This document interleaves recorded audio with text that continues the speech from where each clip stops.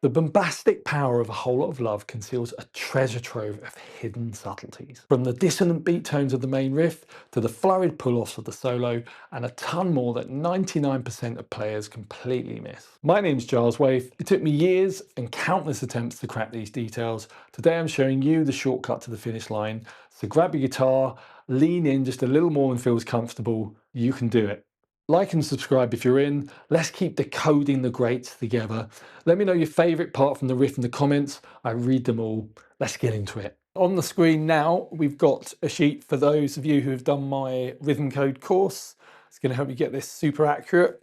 For the rest of you, we're going to go through it bit by bit, and we're going to start with this main riff, so just have a listen.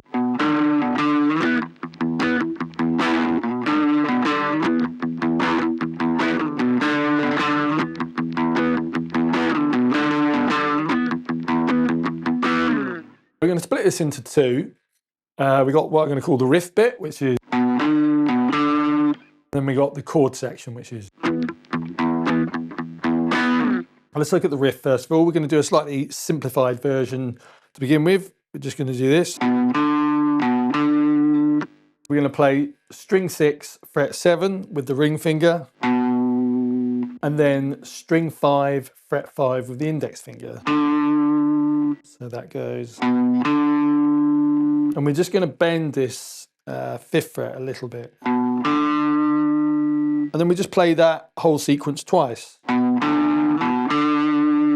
more time. And you'll see picking wise with the right hand, I'm doing down, up, and then up, down. That'll help you stay in time with the chord section. So let's put that together. Now what we're going to add is one of those subtleties I was talking about in the intro, which is when he plays the bent fret 5 on string 5, he also plays string 4 open. So if you play them together without a bend, you can hear they're actually the same note. When you bend it very slightly out of tune, we get that wobbling sound. They're called beat tones. It's the sound of the two notes being out of tune with each other. And he bends that note in the riff, so it's very slightly out of tune, and you get that wobbling, which is a big part of it. Just have a little practice of that. You have to be a little careful not to knock that 4th string so that it can really resonate freely. And then we just put it in the riff. One more time. So that's our riff section. Let's look at the chord section. Here we're going. I actually tend to fret a bar chord here.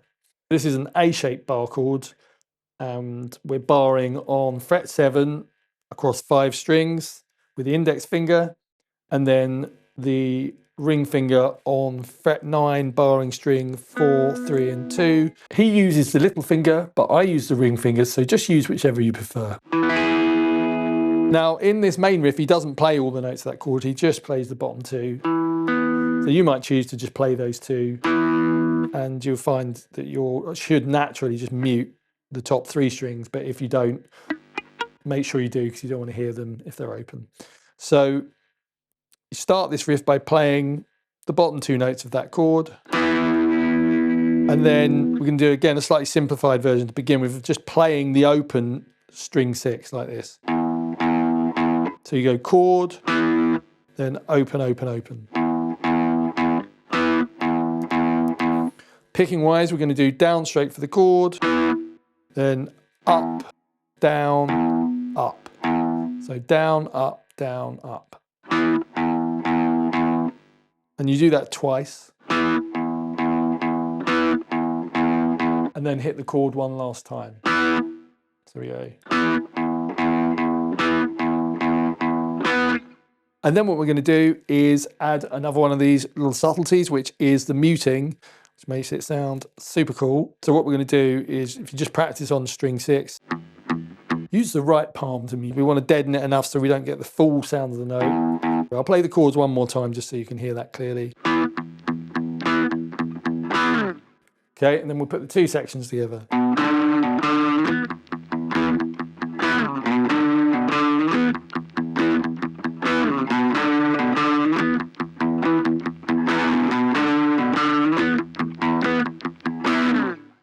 let's now look at the intro. This is a little bit 2-for-1 because it's very, very similar to what we just did. It just plays the chord section for longer. I'll just demonstrate it.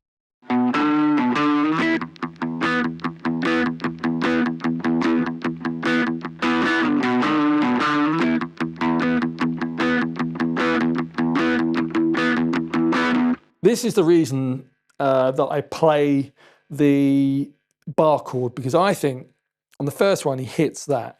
You just hear the third come through, and it's a cool sound. He literally only does it once. He may have tried to do it other times during the song, you never quite know, because it would be awkward to play. If you want to do that, all you've got to do is hit the whole of that bar chord on the first part of the chord section. So you go.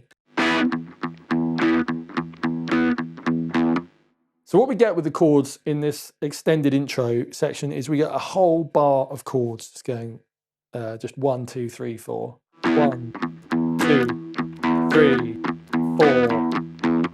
And then you do the normal amount, which is 3 lots of chords. So we like this: 1, 2, 3, 4. 1, 2, 3. In the second bar of the chords, on the very last chord, he hits the chord a bit more than normal. So this is what the whole of that bar sounds like. What we do on that is on the 3, you go 3, E, and A. So you just hit the A and then play the chord with the downstroke. So you go like this. So all the chords in this section go like this.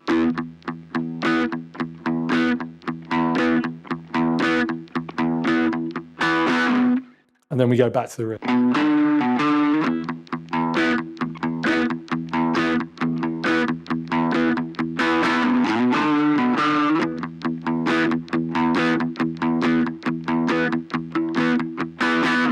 Moving on to the chorus, I've got another sheet for you on the screen now. For those who've done my course, should make sense. And for the rest of you, here's a demo.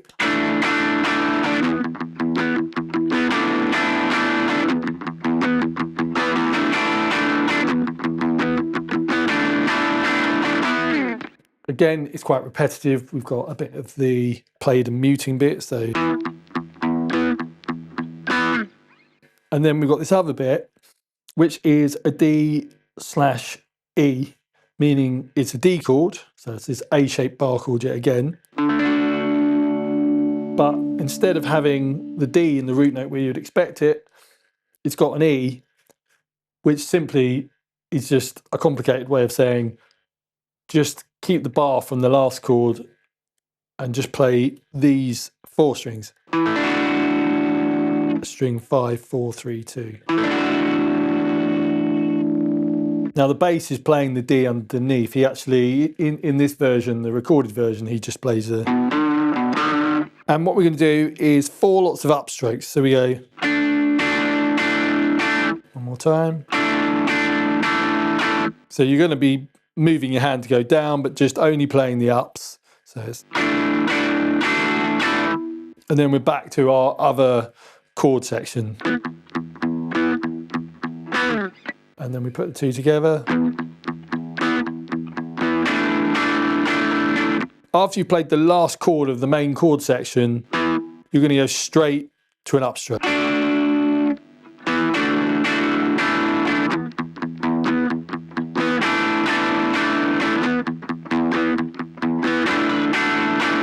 And it's worth noticing his muting loosens up a little bit there. And he does the same live, actually.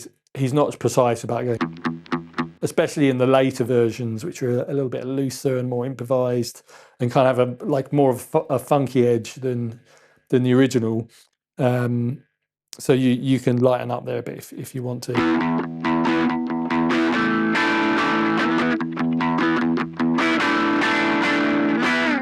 Rhythm guitar is a powerful force. Just think of the energy you get from hearing a whole lot of love pulsing along. So why do so many guitarists misunderstand it, treating each rhythm like it's brand new with shaky timing killing the groove? Truth is, there's an underlying code that connects it all. Learn it, and wasted hours compound into mastery. Discover the Rhythm Guitar Code, the system for understanding and authentic results. It's easy to learn, you just have to commit. Click the link for a demo, stop wasting effort, and join the greats in unleashing your authentic rhythm. Right, let's have a look at this outro section then. This is the last time we're going to reuse the main riff and just change it up a little bit. Just have a listen. We've got one normal riff and then into this change riff, and it just repeats round and round like that.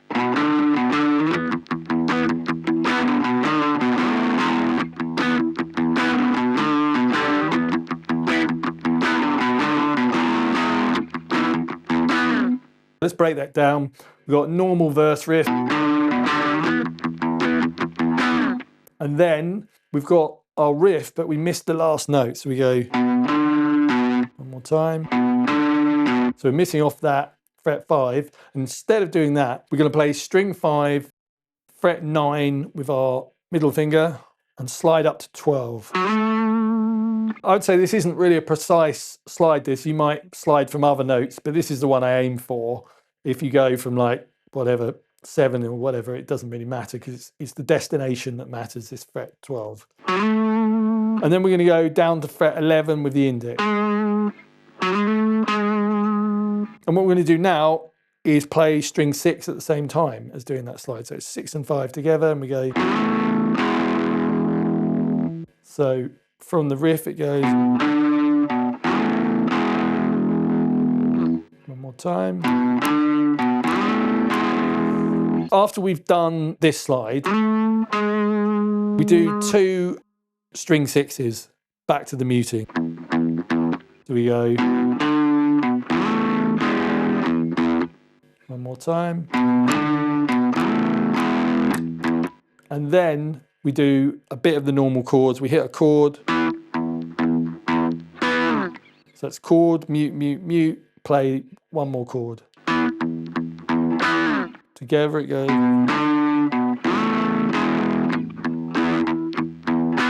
Put it together.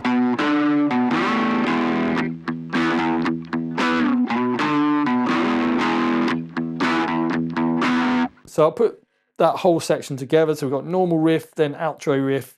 And I've called that whole thing the outro riff because it just repeats round and round that normal, outro, normal, outro.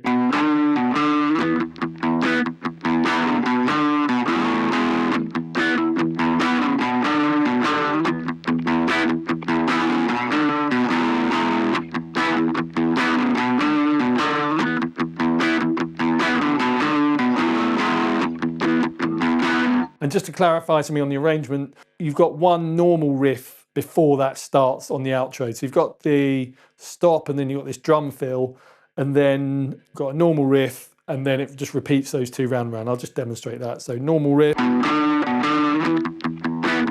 outro.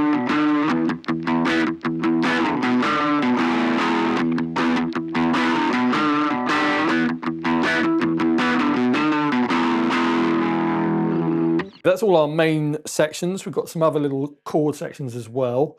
Here is the outro stop, as I've called it. So what we've got there is, again, our A-shape bar chord with the bar on fret 7 with the index finger going across the top 5 strings and ideally just knocking string 6, so you just get a mute. And then the ring finger on strings 4, 3 and 2, just barring fret 9. And you just let it ring out this time. And then we're going to go to an E-shaped bar chord on fret 5. So we're barring fret 5 across all 6 strings, ring finger on fret 9 of string 5, little finger on fret 9 of string 4, middle finger on fret 6 of string 3. So we're going. Then the final chord section is the solo stops. I've put the rhythm up here again for the people who've done my rhythm code course. If you can do them in rhythm, you could do down up on this, or probably find that he did down down just for the sound of it. And I do think he's up here because you can hear these parts of the chord. That if you were doing the bar chord here, you wouldn't hear them. So yeah, go for this. It's an E-shape barred on fret 12, so bars on 12 across all strings. String 5, fret 14 with the ring finger. String 4, fret 14 with the little finger. String 3, fret 13 with the middle finger. So we just play that twice along with the drums, and you've got the solos in between. Thanks for watching. If you love this music like I do, know that every time you play it, you're keeping it alive. The energy you put into it matters, and it shows in the way it sounds. Next up, we're going to get into some Clapton. Click the bell to be notified.